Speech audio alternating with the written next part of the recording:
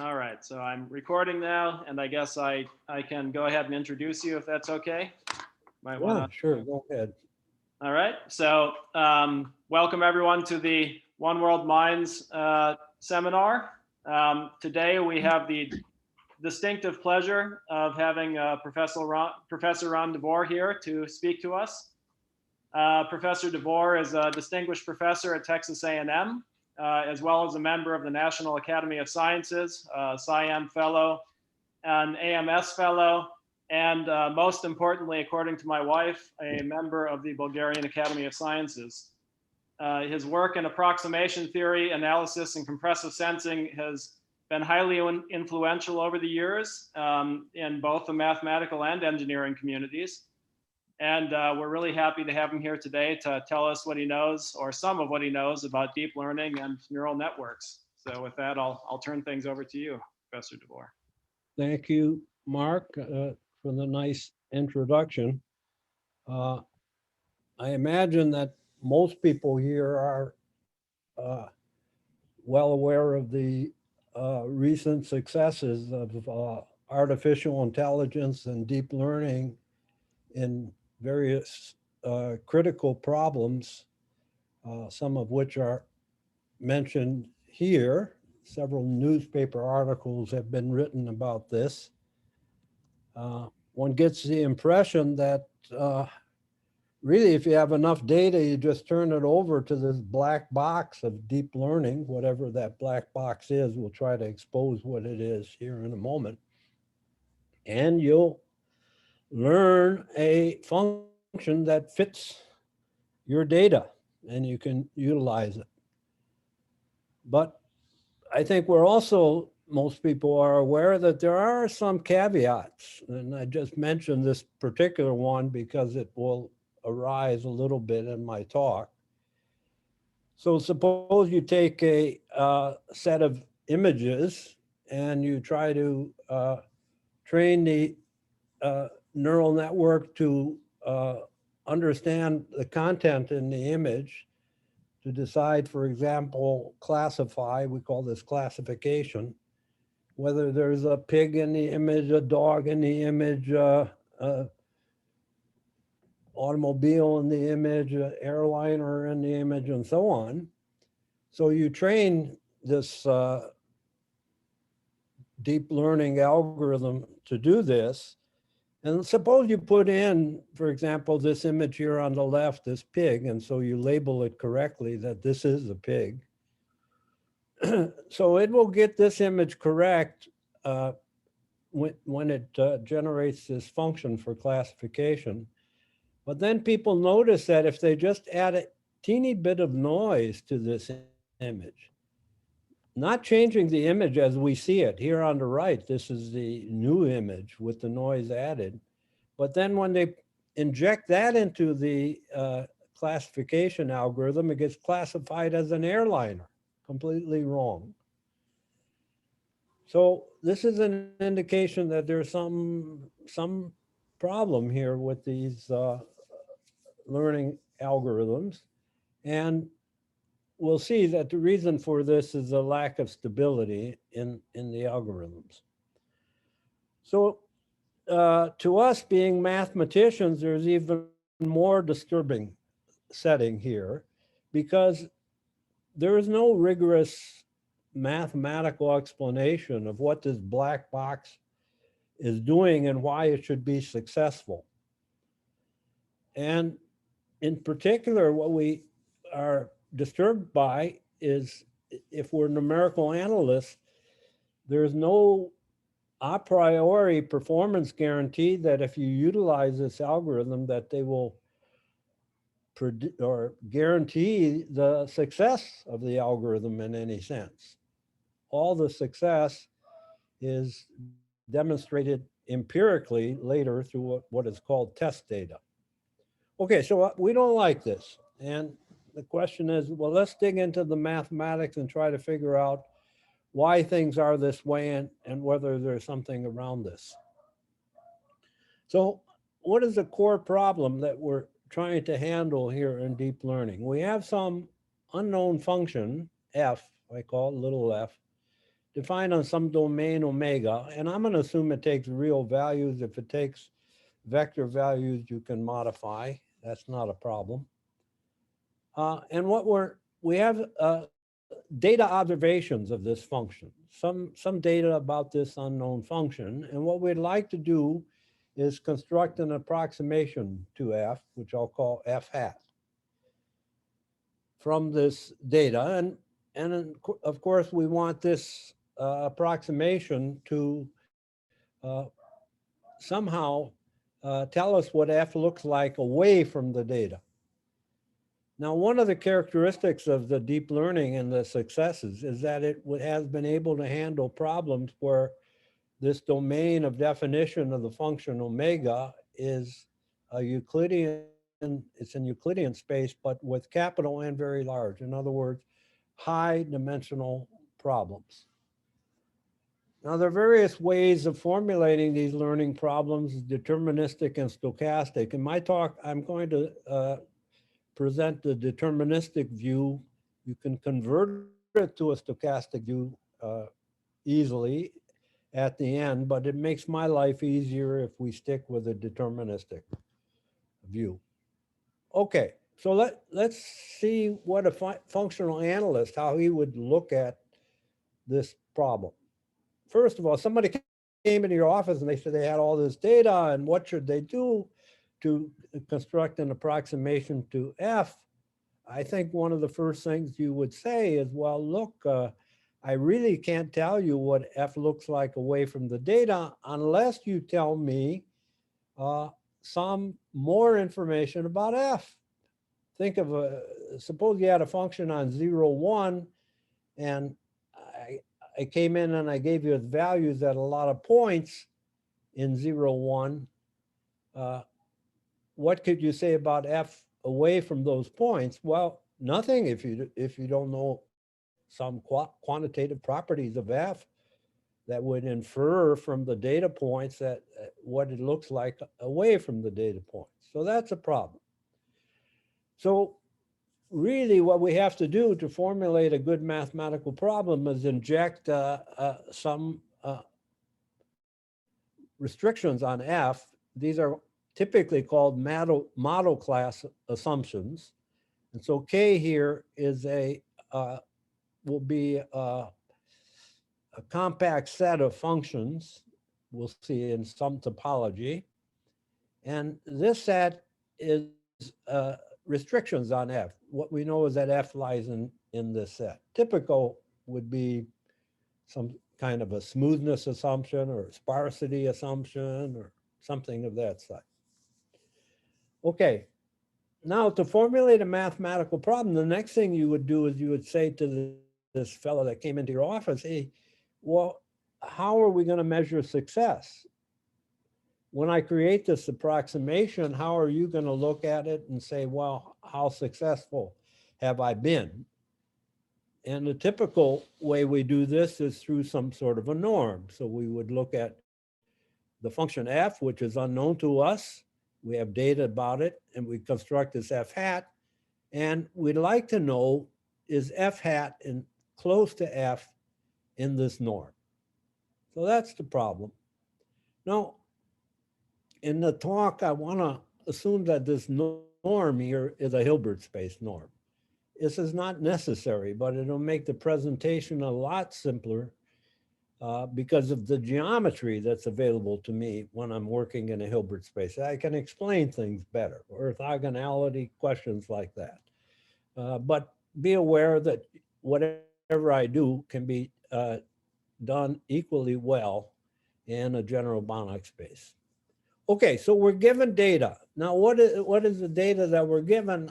I assume that the data is linear in the sense that the data are values of f, of linear functionals applied to f. And there are m such data values. So the wj are real numbers. They correspond to applying some linear functional to f. This is typically what a measurement device would do if you were in that setting. And so the LJ are elements of the dual space of H star. So that's what I'm going to assume that the data looks like. If you want to use point evaluation data, you can do it.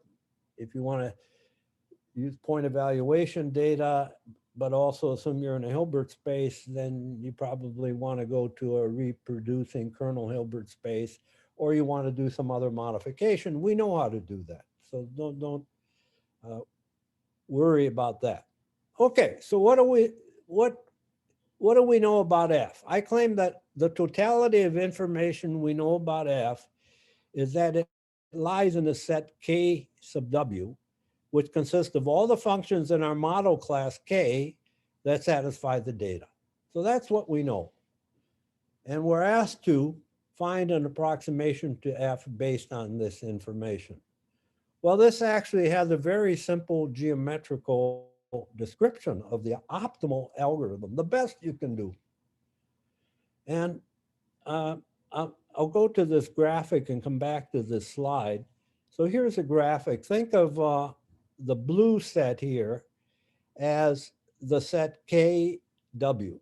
So this is all I know about F. It's in this blue set. It could be any point in that blue set. So when asked to approximate F, what's the best I can do? I take the smallest ball that contains this blue set KW, and I take the center of that ball. And that will be the best I could do to approximate F, because it could be any of these points in here. And the radius of this ball would be the best error that I could attain by any algorithm. So this is the optimal solution. This is called the Chebyshev ball. So you take the smallest ball, the center Z of the ball is the best reconstruction F hat that you could make for F.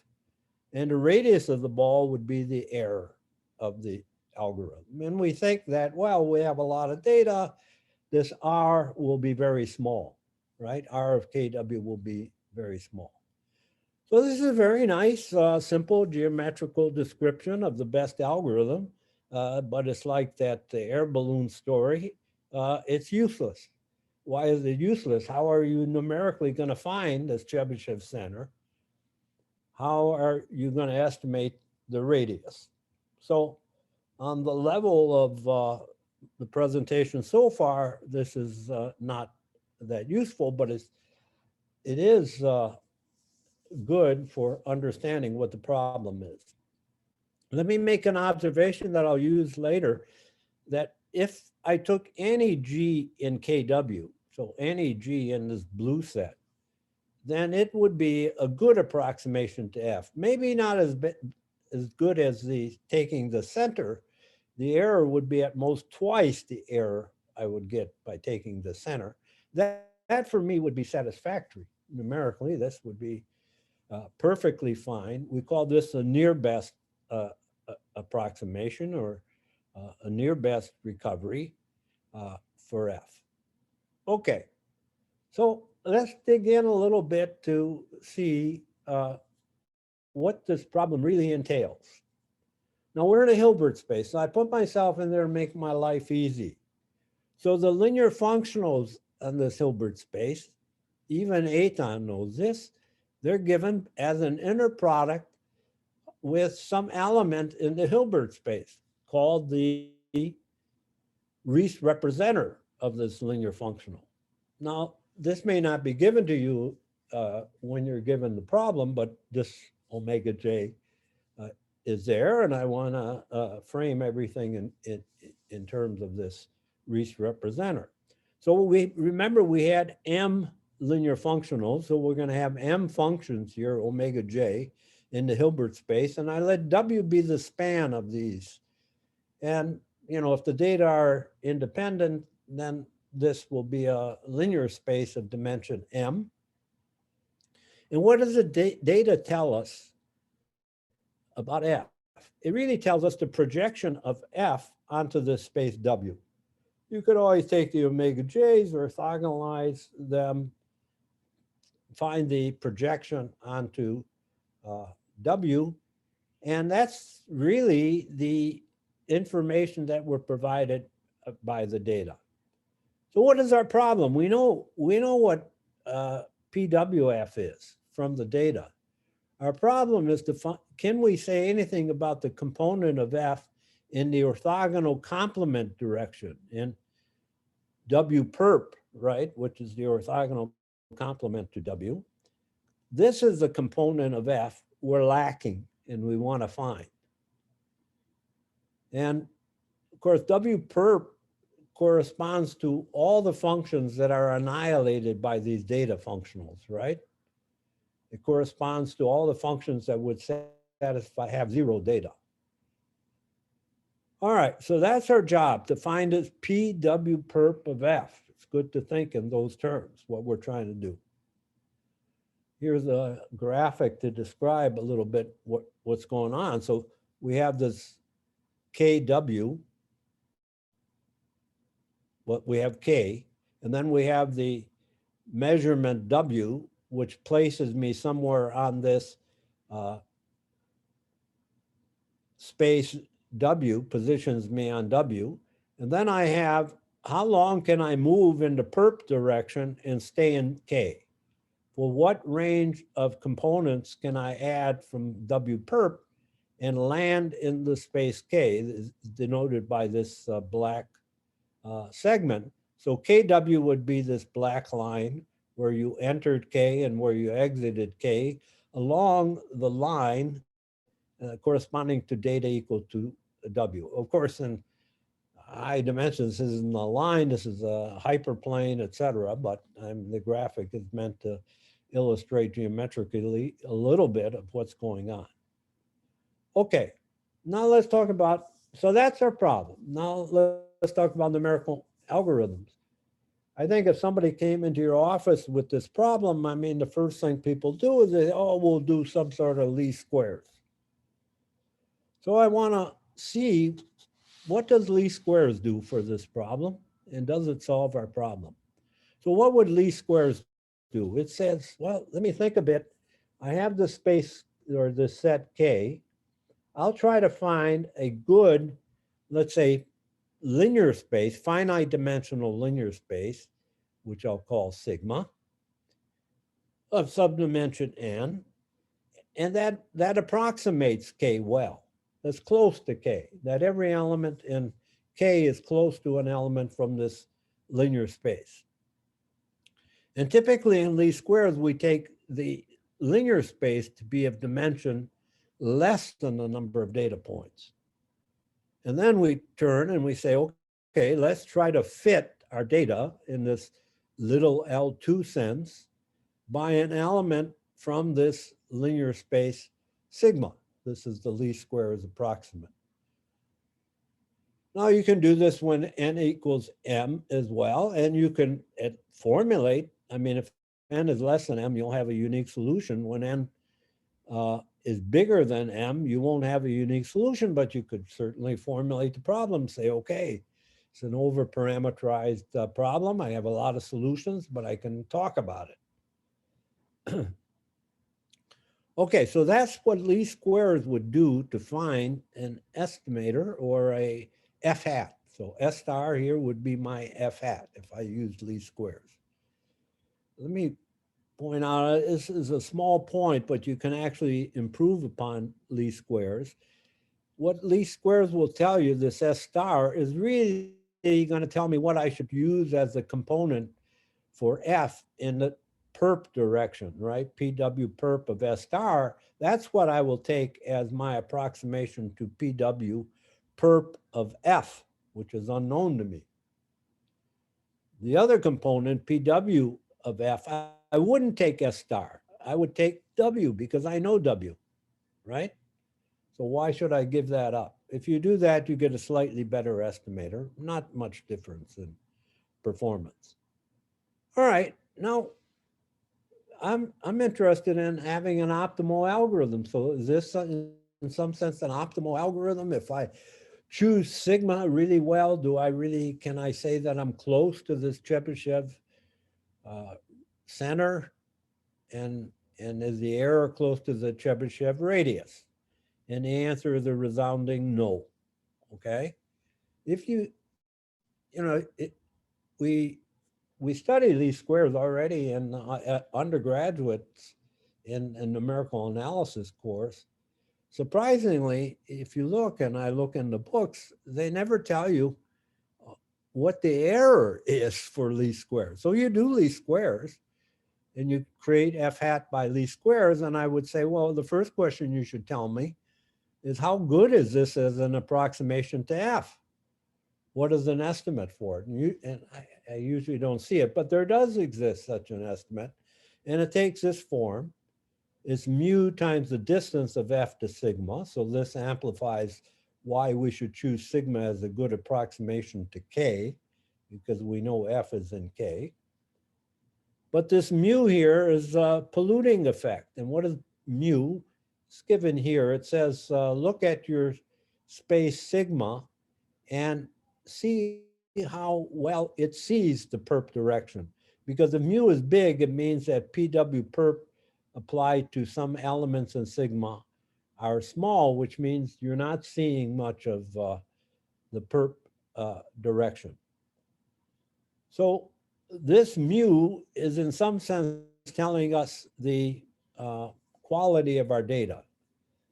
You know, you could be given lousy data. If you go back to this problem where you're on 0, 1, and you have your data, suppose point values of your function on 0, 1, if they're all crowded near 0, why would you be able to predict what f looks like at 1? Unless you had some very, very special information about f in terms of this model class k. So this estimate is the best. You can prove that this estimate can't be improved, but this estimate does not satisfy our goal. And why doesn't it satisfy our goal? I can tell you, because we haven't utilized k enough. All we did is we said, well, we had k, that led us to choose sigma, all right? But then we forgot k from then on. We forgot that f is in k. We only used the fact that f is close to sigma. So we haven't utilized the model class assumption enough. Well, there's a way around that, and I think everybody's familiar with this, and that is to add a penalty term. So let me suppose here that k, this model class, is the unit ball of some space y. It's a subspace of h.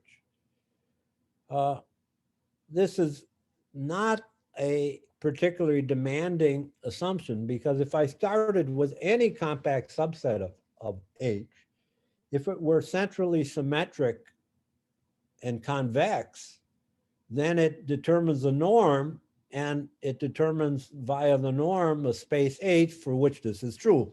So really, I'm talking about any set K, any model class that's convex and centrally symmetric. So that's, if I assume that, then I can look at this penalized or constrained optimization problem, excuse me, where I add a penalty term here, lambda times norm of gy. So I do least squares, but I say, wait a minute, I want a g that's somehow in k or close to k. That means since k, I'm assuming, is the unit ball of y, I want the norm of g to be close to 1. So I put this penalty term in. If you do this, and now what I've done here in the first step is to do this in an ideal setting where I say I'll look at this minimization over all of H, which of course is numerically impossible. I'll get to the fact that we have to correct this somehow. So this is numerically impossible, but assume for the moment you did this. Does this satisfy our goal? And the answer is yes. It satisfies our goal for any lambda small enough. So lambda, if you take lambda small enough, this will give you an approximation to f that is close to the optimal, close to optimal recovery within a constant times the Chebyshev radius. So that's good news, right? However, of course, as I said, you can't implement that. So what do we do in practice? We replace H by some linear or nonlinear space, sigma. So we solve not we solve a least squares with a penalty, but again, choosing to minimize over some space sigma. And if you do this, this sort of meets our criteria. There is some theorem how close you are to meeting the goal. It doesn't quite give you R of KW. You have to look nearby, but okay, I would say this is, at least there's a quantitative theorem here that's very close to what we want. Whether this could be improved, I don't know yet. I've been thinking about it a little bit, but I don't see how to improve it yet. All right, so what's the bottom line here? Don't do least squares, but do least squares with a penalty if you can. That'll be better. You'll have a quantitative estimate, least squares with a penalty. If you could choose sigma big enough, will probably give you the a near optimal solution. All right, now let's, what do people in deep learning do? What do they use for sigma? They use a space of outputs of a neural network with a certain architecture that is chosen depending on the problem. And so they must think that this sigma is a good approximation to K, right? Now we'll get to the fact that in deep learning, they typically don't put a model class assumption in there. If you're, very familiar with the subject, you know this, and maybe you're bothered the way I'm presenting this at this stage. We'll get to that.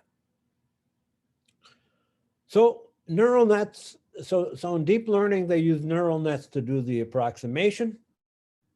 And I imagine most of you know what the output of a neural network is, but it's a function, and it's a function defined on RD or Rn. I had capital N here before. And you can think of it as somehow a substitute for polynomials, splines, wavelets, or whatever. Just another way of creating functions to do an approximation. Now, I want to say something about neural nets and their approximation property, because somehow lurking behind here, we think neural nets are doing a very good job for approximation. So is that the case? And that's what I want to cover in the next few slides. So, there's a vast number of possibilities in neural nets. The neural net constructs the functions that are the outputs of the neural net using certain fundamental operations. The main ones, they are scalar products, composition, and a certain nonlinear activation function, which is usually denoted by sigma. I'll get to what the output of a neural net looks like in a minute, but the sigma in my talk, I'm going to take as what's called ReLU. And it's just simply this soft thresholding. ReLU of a scalar would be just y plus, which is the maximum of y and 0. And ReLU of a vector is just to apply ReLU component wise. And ReLU is the most commonly used activation. There are various modification, ReLU to the K, cosine, cotangents, this and that, or tangents, I guess. Different activation functions, but ReLU is the most prevalent. Okay, so now let's see what is this output to neural networks. You probably all know this. I'm going to tell you schematically how you find this function S, which is the output of a neural network. So we're going to create a function where we input a vector X, which would be an Rn or Rd in our case, and capital N is large, but I'm just doing this schematic here for input of a function of, I want to create a function of 2 variables. I input it, and I'm going to push it along through certain layers. And I'm going to tell you, I'm going to create a vector of functions in each layer. In the first layer, what I do to create this vector is I apply any matrix to the input vector X. So I apply a matrix A to the input vector X. You would take your L equal 1, the first layer, X, the input was X0. And then I add a bias, and then I apply ReLU to this. The ReLU operation, of course, is the most important part here because it's a nonlinear operation. If I didn't do this, I would just simply be doing linear operations, and I would just get a matrix applied to X plus some vector. Okay, and I do this, then I take the vector I get at the first layer and I repeat this process. Each layer I use a different matrix and a different bias, and I push this along, and then finally I output my function by taking a linear combination of the functions that appear in this last layer. Okay, so again, I'm going to make my life simple. I'm going to assume that in this neural network, the width, which is how many nodes there are in a given layer, I'm going to assume that that's fixed, W. And the number of layers is L. So my networks will have this simple architecture where the widths are all the same and they have L layers.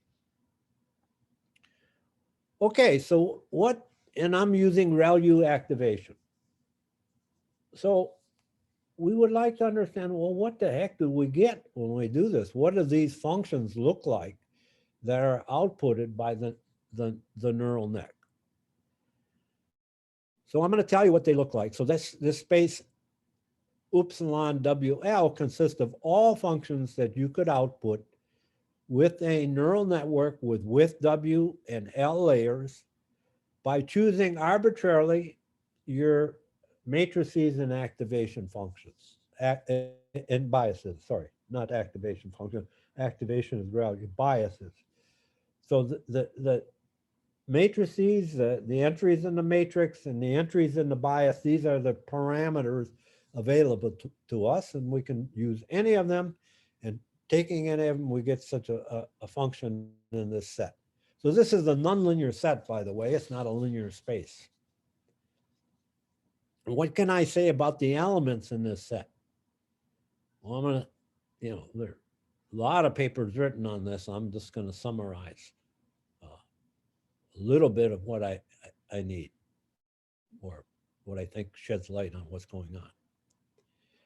Every element here in the space is a continuous piecewise linear function. So what the heck do I mean by continuous piecewise linear function?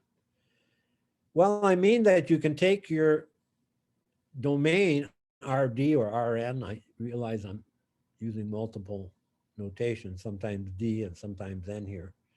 You can divide RD into convex polytopes. We'll see a picture in a minute. And the function S that you get out will be a continuous function. It will be linear on each cell in this partition, okay? So that's the animal we get out. It's like a real generalized spline type function, right? Because it's piecewise linear, but the cells are quite complicated. They're highly anisotropic, right? I can have long, thin cells. So I have a lot of anisotropy. I basically end up with very general convex polytopes. That's one thing to observe. The second thing to observe is the number of cells. The number of cells you get. If you fix the number of parameters as n, the number of parameters is like the degree of the polynomials or the degree of the splines, or, right? The number of parameters available to you. The number of cells is exponential, can be exponential in n. So you get a huge partition and you get these highly anisotropic cells, and you say, wow, great, look at the power. I have these powerful functions I can use to approximate. But hold on a minute, very important point here. We don't get all CPWL functions on such a partition. So let me clarify that point. Suppose I do this and I end up with a partition and a piecewise linear function on this partition. And then you say, oh, I like the partition, but I don't like the linear pieces. Can I change them? Answer, no. The pieces, the linear pieces and the cells are built in tandem. They're not independent of one another. And you actually get very few piecewise linear functions on the given partition. Okay, so there's not a simple characterization of all the functions you get as outputs of a neural network, which is good news and bad news. Good news is that therefore it may be very complex, may be very useful. Bad news is hard to analyze. There is one case where you can see very easily what's going on, and that's in the case where you only had one hidden layer. So if you have only one hidden layer, then the functions you get all take this form. They're a linear combination of these ridge functions, where you see inside I have the dot product. X is my variable of the function, and Wi are vectors in R capital N or R D, and the BIs are real numbers, offsets. So I have these functions, which are, this function is 1 on a half space, excuse me, is linear on a half space and 0 on the other part of the half space, right? So it's a very simple piecewise linear function, 0, and then it ramps up according to the vector Wi. So you get a linear combination of how many of these? Well, whatever your width is. The width of the network would tell you how many you would have here. So any function in the space upsilon W1 has this representation. Now, the fact that we can choose these half space functions arbitrarily makes this a nonlinear set, because these can be changing, the Wi's and the BI's can be changing. Okay. So here's a graphic to explain what's going on. This is for, to explain what upsilon W1 looks like. You'll have W hyperplanes given by, I'm doing this in 2D, so the hyperplanes correspond to lines. And I have a linear combination of these functions, which are 0 on one half to the left of, let's say, this line, and then ramp up linearly on the right half. And if I take the linear combination of these, that's the output that I would get for the neural network. So you see, these are the cells. These are the convex polyhedral cells, and there can be a lot of cells. Combinatorially, you can figure out how many cells there can be, and the point is that in this case, there are W to the D. W being the width to the D is the largest number of cells that you could get.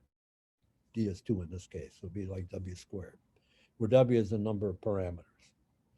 Okay, when you do deeper networks, really they can be described by taking the outputs of the one layer network and then just composing these functions together. So this becomes quite complicated powerful but complicated. If you start to think about, okay, this is a very complex, highly nonlinear set of functions, what are they analogous to? You would find that they're very analogous to, well, they include in some sense dynamical systems, tensor structures, self-similar functions. One example I should mention is the simplest example of where depth helps you. If I start with the hat function here, which is in a neural network with width 2, and this is in one variable, D is 1, and depth 1, And then I compose it with itself. Remember I said that you can characterize by composition what the outputs in when you put L in here. You have a composition of L, an L minus one fold composition. So if you compose the hat function with itself n times, it lands in at upsilon 2 with 2 depth n, and you get this sawtooth function which has 2 to the n spikes to it, right? 2 to the n, it has 2 to the n teeth. So it has a lot of teeth. So if you think in terms of splines, this would be a spline with 2 to the n knots, even though I've only used n parameters. All right, so it shows somehow the benefit of depth. Okay, but what we're interested in is, well, okay, you got these crazy functions, they're complicated, but how powerful are they for approximation? Well, there are lots of papers, and I'm not gonna go into who did what here. We did a survey article on this that'll appear in Octa Numerica, where you can see all the details. I'm going to give you a very coarse glimpse of what's going on. So the main takeaways you can prove is that in some sense, neural nets beat all the other classical approximation methods. Finite element methods, n-term wavelet approximation, and the like. So if you put the two in comparison, neural nets does at least as well, often quantifiably better. That's good news, right? Great. If you start with a classical spaces like Lipschitz, Sobolev, Besov, and say, how well do neural nets approximate functions in these spaces? You have very surprising results. Surprising that you have this super convergence. I give you just one example. Take a function in lip1 on 0, 1, and say you want to approximate it by neural nets using n parameters. Then you can prove that you can approximate it to accuracy in the uniform norm, n to the minus 2. I hope this 2 is a surprise to you, or maybe you know the theorem, but this should shock you a little bit. I have a lip1 function. I'm going to use n parameters, but I'm not going to get accuracy n to the minus 1, which you would get for all the classical methods, but you're going to get n to the minus 2. Sort of defies intuition a little bit. Also, it makes a numerical analyst a little bit uneasy, right? If he sees a result like this, he says, well, how the heck did you do that? Okay, and another point to mention is that there are novel model classes built on fractals or self-similarity that are exponentially captured by neural nets. That is, with n parameters, you'll capture these functions to exponential accuracy, a to the n, where a is less than 1. And a particular example is this Weierstrass function. Take the Weierstrass function. It's nowhere differentiable function. It's a lousy function, right? It's a complicated function, yet I can capture it with neural nets with n parameters to exponential accuracy. So this little glimpse is meant to say, hey, these guys are very powerful. They look to be very powerful. But there's a caveat. And the caveat, I want to explain why you get such results as superconvergence, and that this is a little bit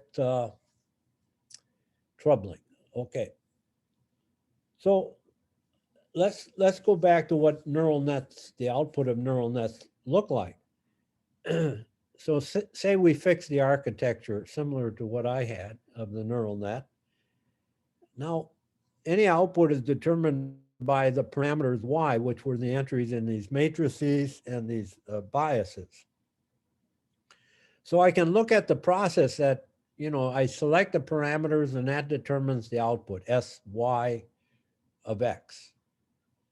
And I can think of this as Mn of y, where Mn is a mapping that maps the parameters into my space of piecewise linear functions. Okay? Say function, at least you can take x to be c of omega, right? C of Rn, for example. Okay.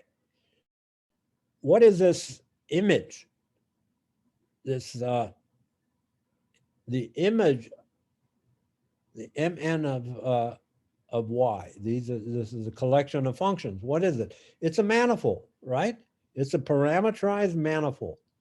Maybe it doesn't have all the accoutrements that you're used to if you're a topologist and you mentioned manifolds. We're not talking about tangent bundles and this and that, but it is a continuous manifold. In fact, it's a Lipschitz manifold. That is, this mapping Mn from parameter space into continuous functions is a Lipschitz mapping. Unfortunately, the Lipschitz constant blows up as you let the parameters grow. So when I say Lipschitz mapping, I mean that on any finite ball, it's a Lipschitz function. Any finite ball in parameter space. Okay, now what is an approximation scheme then? An approximation scheme would be, given your function f, you determine some parameters, right? And then once you determine the parameters, you apply the Mn, and that would be your approximate. Right, so you have two mappings, and the selection of parameters, and Mn, how given the parameters you construct your function. That's the neural net part. You just push it through the neural net. So methods of approximation of this type are called manifold approximation, and they're studied in some generality. So neural nets are an example of manifold approximation. I'm looking at the time. I have to speed up. Hey, Mark? You still have maybe 10 minutes, let's say. Okay, should be enough. Okay. So why is this method of manifold approximation? If we look to say, well, to understand neural net approximation, let's compare it with general manifold approximation. Now we know that we can actually construct a one-dimensional manifold that is space filling, right? You just take a discrete collection of points and linearly connect them. So you can construct a one-dimensional manifold that would approximate your model class K to arbitrary accuracy. So from that viewpoint, well, neural nets are not a surprise, because if you allow yourself manifold, I don't even have to use many parameters. I can already do it with one parameter. Of course, these space filling manifolds are not very useful. Why are they not useful? Because it would be almost impossible to find the parameter, given a target function, find the best parameter. The tuning problem, the optimization problem of moving parameters around to find which one gives the best fit to your target function becomes impossible because of instability. These one-dimensional or one parameter manifolds have necessarily to be very unstable. As you vary parameters, you're zigzagging all over your Banach space. If you start to put a little bit of restrictions, say, well, wait a minute, that's a problem, the stability. And I now require that these mappings, AN and MN, to have a little bit of regularity, just for example, that they're continuous, that the selection of parameters is continuous. MN is automatically continuous. If I just require that AN is continuous, it negates every superconvergence result. That is, boom, you don't have any of these superconvergence results anymore. So to view what neural nets are doing is they're very unstable, and they're moving around on a manifold that has some space filling capacity, And by varying parameters, they're finding a good fit. But this optimization problem of varying parameters is very subtle and very unstable. Okay, now let's get back to deep learning. In deep learning, they use neural nets. And how do they implement this? So I want to now explain, I mean, this is all taught to me by people who do this as a profession. This is the way I understand deep learning.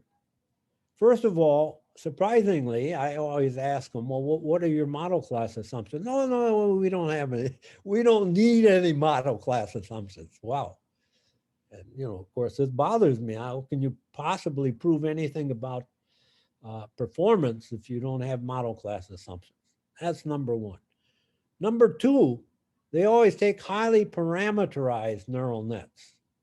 That is, they take the number of parameters a lot larger than M, so they're in the over-parameterized case, which concerns me because of lack of uniqueness and so on. What do they do then? They do least squares. Oh, bothers me again because I think you should be doing penalized least squares, but they don't have a model class, so they don't have penalized least squares. So they do least squares over this highly parameterized neural network and try to fit the data. Now, of course, you can fit the data typically exactly, but you may not be easy to find the parameters that do that job. Okay. How do they implement gradient descent or stochastic gradient descent on this optimization problem? They start with an initial guess that's sort of random initial guess. So they make no attempt to find the component of F in the perp direction. Because if you look at, really the component in the perp direction is intimately controlled by your initial guess. All right, so all these steps bother me in the sense, and to me, they predict why they don't have a theorem that tells you the quantifies how well they can perform.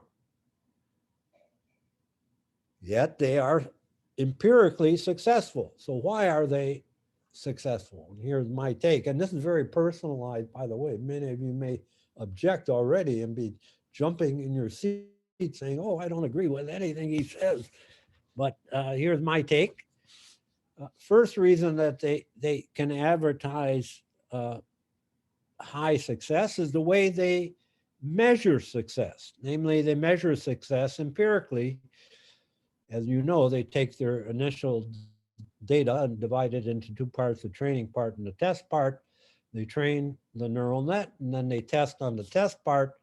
And success means that with high probability or often enough, they get the right answer. Well, this is not a mathematically, to me, rigorous enough quantification of success. Another problem that would bother people in numerical analysis is they don't account for the computational time that it takes them to train or learn this neural network. In other words, they may take the data and take a year to find this F hat. In numerical analysis, we go to solve a problem like a numerically solve a PDE. We're very concerned, how long does it take us? How many machine operations does it take? In their business, they could care less. That gives them an advantage since they don't, they can take this highly parameterized network and search over it for days or months to find an optimal solution. Another observation is that in their application of stochastic gradient descent, I ask them, what is the step size that they take when they move from one iteration? They, well, we sort of make the step size small. I don't get a precise description of how this is done. Perhaps there is one. But in any case, there are limits on the step sizes. You know that in optimization algorithms like Nesterov or that you need some, well, I don't know whether you need, but to prove a theorem, you impose severe step size restrictions. Okay, you have this problem that their objective function has many local minima because they're over parameterized. This to me is handled by the fact that of their initial guess. So there are a lot of local minima, and their initial guess is close enough to one of them. And then due to their restrictions on step size, they're searching locally and finding one of these local minima. So this may explain why this works to some extent. None of this is all very heuristic and BS, right, on my part. It would be very useful to have rigorous statements about these. One thing that I would say in the favor, we saw that neural nets are very powerful for approximation, especially for high dimensional functions. And so it may be that that they are truly taking advantage of this approximation capacity. And really, although they don't explicitly work in a model class assumption, they do have a model class assumption laying somewhere in the background. Okay, I think I'll stop here. This was an attempt to tell you what is done in deep learning,